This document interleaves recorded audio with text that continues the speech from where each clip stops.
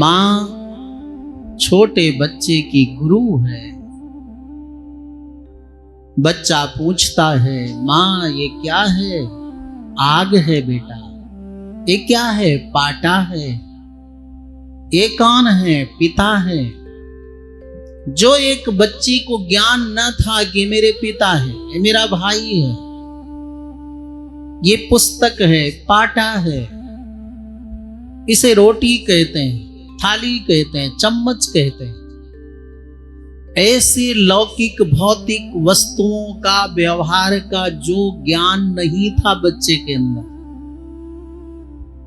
अंधकार था, उस बच्चे को लौकिक, व्यावहारिक और पढ़ी लिखी मां, भक्तिमती मां, आध्यात्मिक मां अपने बच्चे को शास्त्रीय ज्ञान भी देती है व्यवहार के साथ साथ। यही वो पावन धरती है अयोध्या की,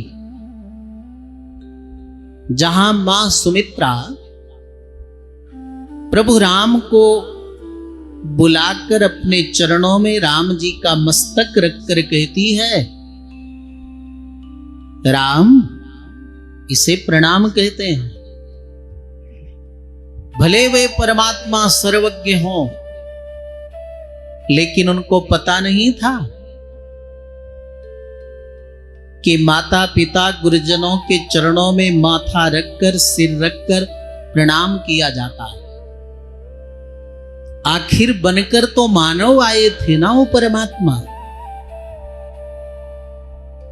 मां कहती है, बेटा इसको प्रणाम कहते हैं। जो बालक राम प्रणाम न जानता था, पता न था कैसे प्रणाम किया जाता है, वो मां ने राम सहित तीनों कुमारों के अंदर संस्कार देकर, ज्ञान देकर, प्रकाश देकर ये सिखाया। तो एक एक व्यवहार को, संस्कार को, बातों को, वस्तु को, व्यक्ति को, इन सब को मां बच्चे को बताती है। इसलिए वह बालक, शिशु, बेटा, संतति का पहला गुरु कौन है? मां है। और बड़ा होता है बालक तो पिताजी भी, जिनका जो कार्य है, पंडिताई है तो पंडित जी अपने बच्चे को पंडिताई सिखाएंगे। व्यवसाय है तो पिता अपने बच्चे को व्यवसाय, पढ़ने के लिए अच्छी से अच्छी शिक्षा देश में, दूर देश में भेजते हैं। जो नहीं बोध था, नहीं ज्ञान था, नहीं पता था, ऐसे व्यावहारिक लौकिक संस्कार, ज्ञान, मार्गदर्शन, इन सब का बोध माता पिता सर्वप्रथम करते हैं। इसलिए माता पिता पहले गुरु। कोई कोई जीवन में ऐसे माता पिता होते हैं जो आध्यात्मिक से जुड़े होते हैं। वे अपने बच्चे को अगर अध्यात्म मार्ग में आगे बढ़ा दें, पहुंचा दें, तो उनको दूसरे गुरु की जरूरत ही नहीं। पहले ऐसा ही होता था। भागवत में आप देखो, ऋषभ देव जी थे ना, भगवान के अवतार थे। अपने 100 पुत्रों को बैठाकर बड़ा प्यारा उपदेश देते थे। स्वयं के पिता, हमारे देश के चक्रवर्ती राजा ऋषभ देव जी अपने पुत्रों को कहते हैं, बेटा ब्रह्म सौख्यम तो अनंतम, हे मेरे प्रिय पुत्रों, राजकुमारों,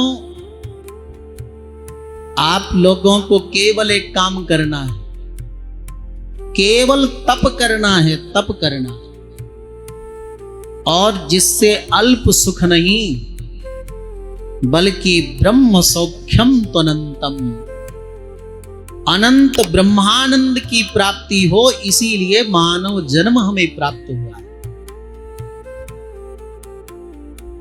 तो ऋषभ देव जी के जो पुत्र थे ना,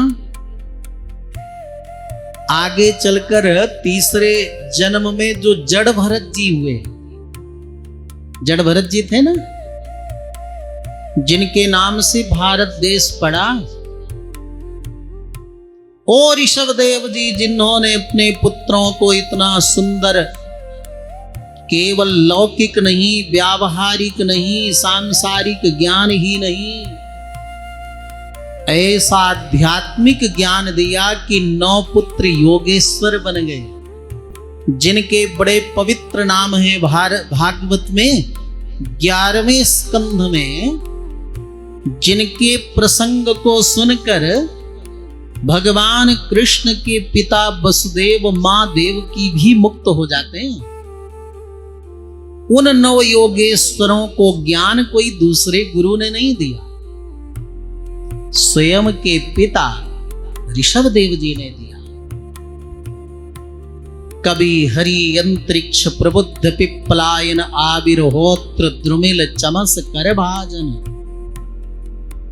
ये तो जब ज्ञान की परंपरा लुप्त हुई तो ठीक है, भौतिक लौकिक व्यावहारिक ज्ञान माता पिता देते हैं, और भक्ति का, ज्ञान का, आत्मबोध का, पारलौकिक ज्ञान गुरुजनों के पास आकर लेते हैं। अगर कोई माता पिता परम विज्ञ हो, आध्यात्मिक हो, साधना में युक्त हो, तो वास्तव में किसी महात्मा की जरूरत नहीं, किसी के पास जाने की जरूरत नहीं, और ये सब कोई बोल भी नहीं सकते। लेकिन सच्चाई तो यही है, जिस परम तत्व को पाने के लिए आप बाहर भटकते हो, अगर माता पिता के पास ज्ञान मिल जाए तो कहीं जाने की जरूरत नहीं।